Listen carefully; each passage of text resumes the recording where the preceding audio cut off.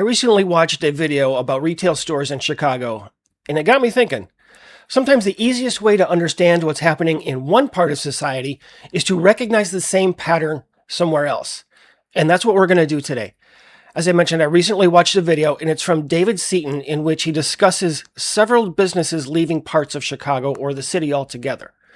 Now, having lived there for 12 years, I'm always curious, and I do pay attention to what's happening back home.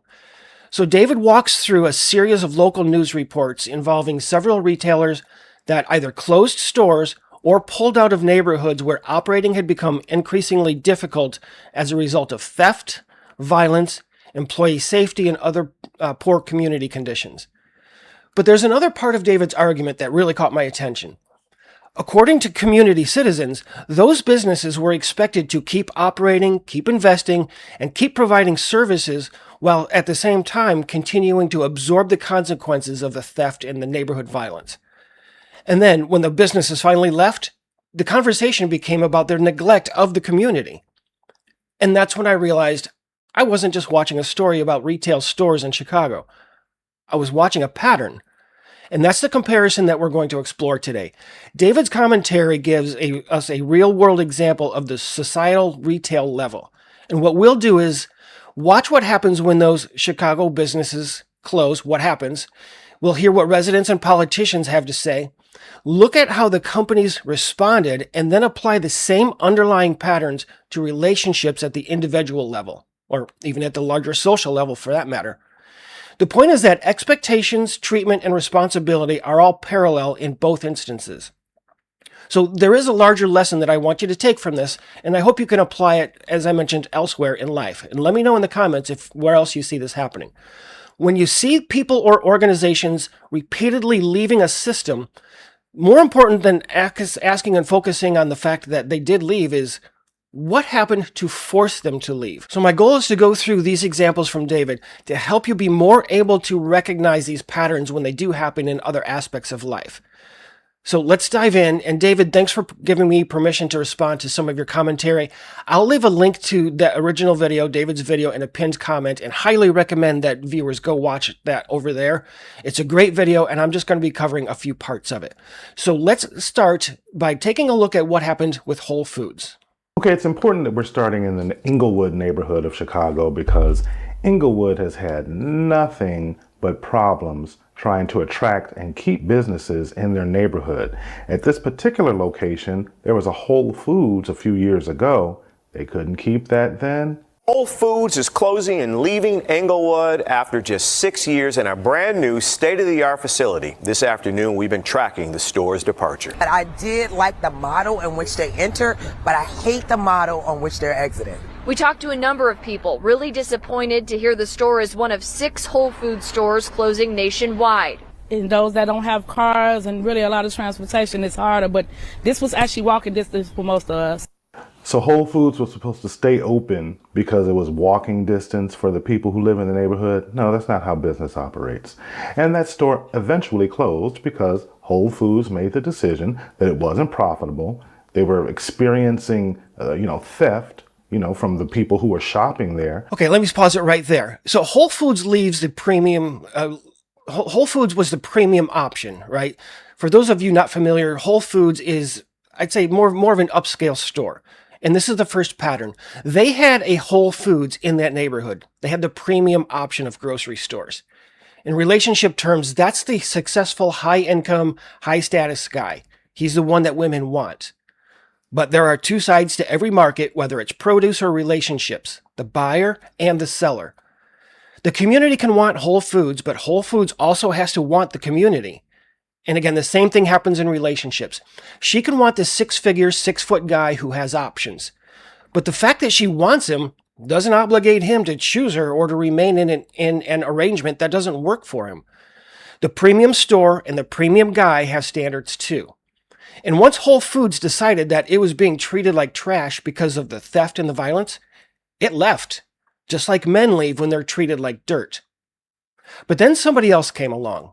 Let's continue. You would think the local residents would be happy that someone was willing to come in and fill that void. That would make sense. But that's not what happened. I have a track record of having bad produce. Plans now on hold for a controversial opening of a new grocery store in Inglewood. Protesters put pressure on the store owners today to address some major concerns. Gia Ewing has that story. There's a fresh market where they will actually be cutting meat and there's fresh produce. But because of community concerns, this Save-A-Lot won't be opening up right now. Shut it down! More than 50 protesters gathered outside the Save-A-Lot near 63rd and Halsted in Inglewood demanding respect. Alderman in this area, Stephanie Coleman, was here to back them. Why the rush? Get to know us. Okay, so we got a couple of things going on there. First, note that the protesters said shut it down about a planned discount grocery store. They said they don't have as good of produce. So now the community drove the premium Whole Foods out and a budget store, Save-A-Lot, is moving in. And instead of recognizing that somebody is still willing to enter the market and provide the resources that they need, the community reaction was, you're not good enough. You need to do more. You need to meet more of our expectations. And that's where the relationship parallel gets interesting. Maybe a guy doesn't make $150,000. Maybe he makes $60,000 or $70,000. He has a normal career, normal house, just a normal life. And he's told that he's not enough. You got to do more for me, buddy. But that's where the community and the women and what the women neglect to understand. Stores and men are evaluating potential return as well. And behaviors like this aren't likely to make, whether it's retail stores or guys, stick around. They had the nice option. They drove them out of town. They got the lower option, and let's see what happened. Let's continue to listen what they were saying 3 years ago. Whole Foods was here before, and city officials say this time the owners of Yellow Banana responsible for bringing this Save-A-Lot haven't listened to the community. Whole Foods operated in a way that was inclusive of the community, hired from the community, and actually stocked the shelves with local vendors. Once inside the store, there was fresh produce, a local coffee shop, and this area the owners say will be for local vendors. Majority of the employees were hired from Inglewood. With the growing protest outside, the owners decided to talk with the community members, and when it was all said and done, CEO of Yellow Banana, Joe Canfield, made the tough call. We decided not to open the store tomorrow based on the conversations I had with Alderman Coleman and the community members. The owners will now meet with Alderman Stephanie Coleman of the 16th Ward to talk about catering to the Inglewood community. Okay, so they didn't have their hard launch on the day that they wanted 3 years ago. They said that they met with the local aldermen and they wanted to have all of this collaboration with local people, which obviously wasn't a profitable model because Whole Foods doing that, they eventually closed that store. All right, so let's talk about these community expectations. They expected the replacement, the discount store, to provide the same premium package as Whole Foods. And again, there's another pattern here. They lost Whole Foods, but they're still comparing the discount store to Whole Foods. They want the budget store to deliver the kind of experience and community involvement that they got from the premium store. Now think about that in relationships. If you're an average guy, you're definitely being compared to exceptional men. You don't have exceptional income or resources, but you're still expected to provide the lifestyle, experiences, and security that her last boyfriend or guys in general did or do. So what the community is essentially saying is, we're willing to accept Save-A-Lot, the discount store, as long as it gives us the same thing as Whole Foods. And just like retailers, men start to wonder whether relationships make sense. So for the next one, let's move on to what happened eventually to Save-A-Lot. Who thought Save-A-Lot wasn't good enough for them. Now that they're leaving, now, as you can imagine, the sentiment has done a 180-degree turn.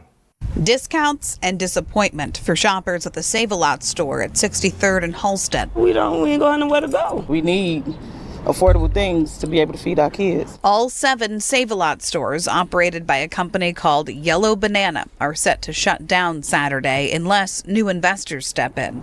Save-A-Lot blaming financial challenges for ending its arrangement with the operator. So within the 2-mile stretch, we're losing 2 grocery stores within the Inglewood community. This one used to be a Whole Foods. It closed in 2022, and we were there as Yellow Banana was planning to open the new store.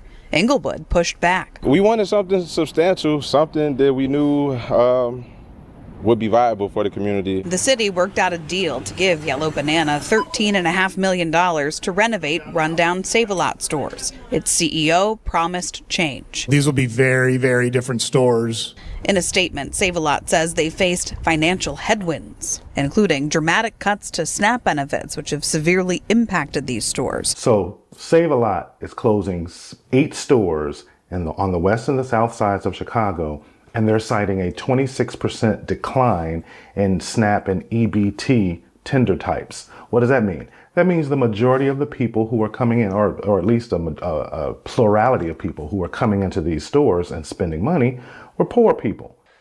All right, so now Save-A-Lot leaves, and suddenly the rejected option, oh, now all of a sudden we need you. And there it is. Earlier they were saying, shut it down, talking about Save-A-Lot.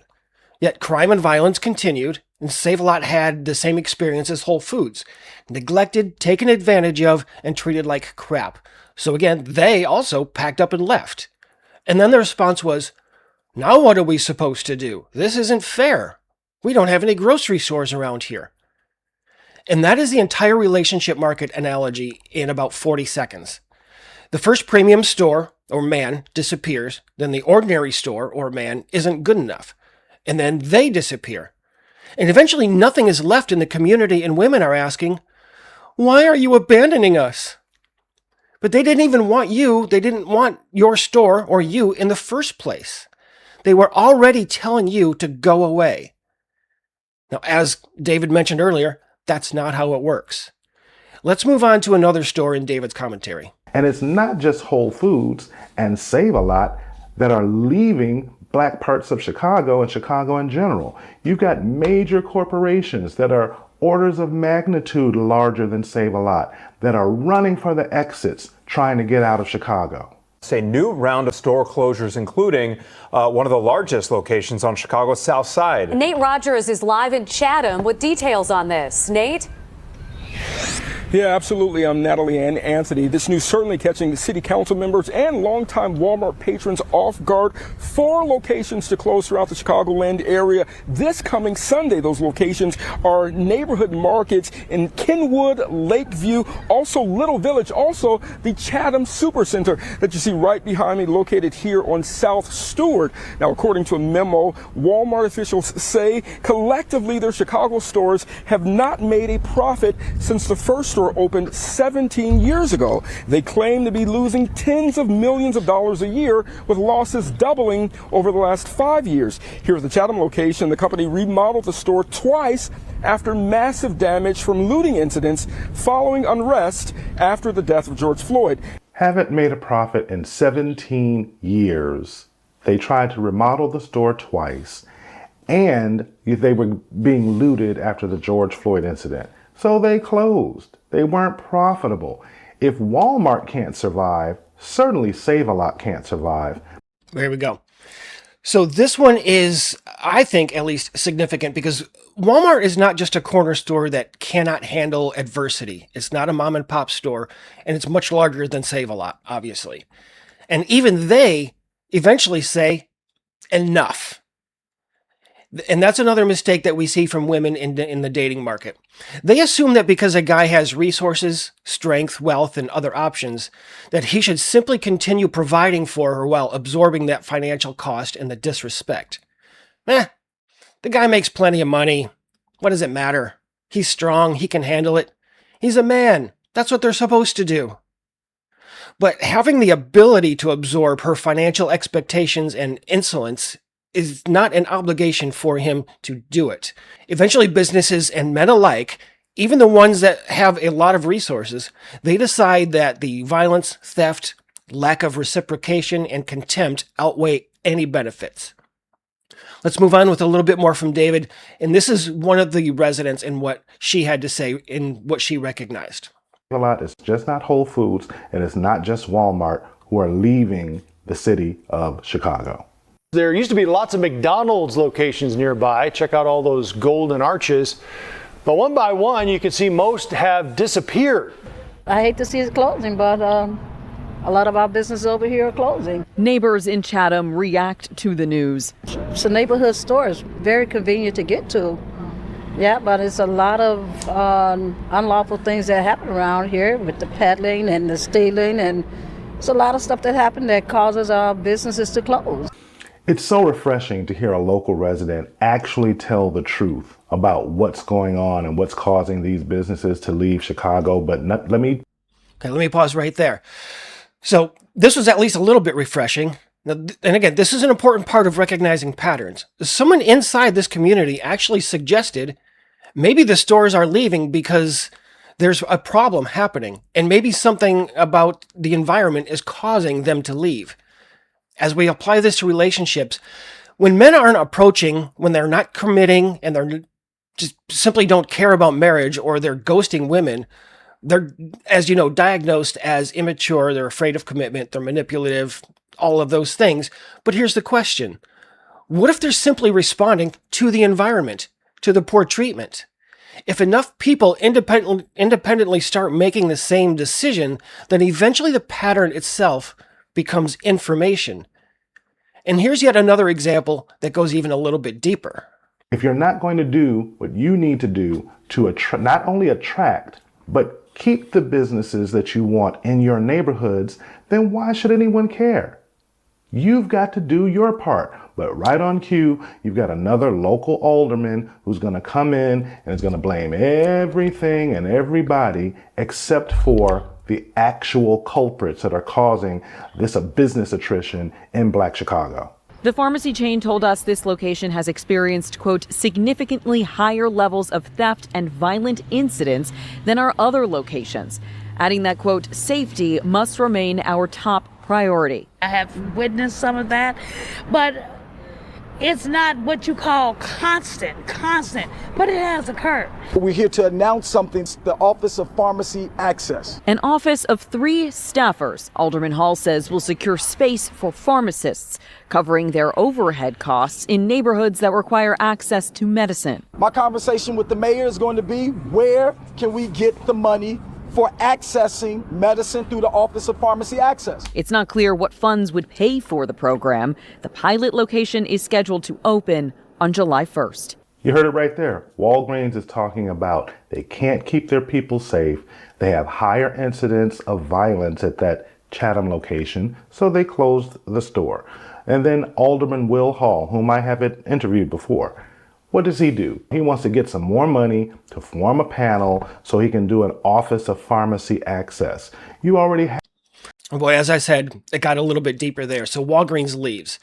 And this is the societal level part of this pattern as well. Walgreens leaves for the same reasons, violence and theft. And then they ask for a government bailout, the community does. They're burning their community to the ground and driving everyone away, and then asking for money from the government to solve the problem for them rather than fixing their own behaviors. And again, I see the similar things with men in relationships. Men don't want to be with disrespectful women. Women then ask for government and other institutions to step in. Think about it. Welfare, child support, alimony, special services and programs, privileges, all things that women get because they likely threw out or drove away their man or their husband. And now they demand free resources to compensate. And just like shaming Walgreens doesn't make the store more safe or profitable, shaming men doesn't make them want to engage with women. Let's take a look at one more here. And this has to do with the larger financial aspect. You can just go through a regular day, not mess with anyone, and you don't have to worry about getting shot or stabbed or killed, or someone whom you love doesn't have to worry about that. If you can't just go through your normal day, why would you invest millions of dollars in these very same neighborhoods? If you can't protect yourself, you're not going to be able to protect your business. You're not going to be able to protect your employees. You're not going to be able to protect the investment that you made. This is corporate black fatigue. Okay, and David said it. Why would you invest millions? This is the comparison where business investment meets the next 30 years of your life and relationships.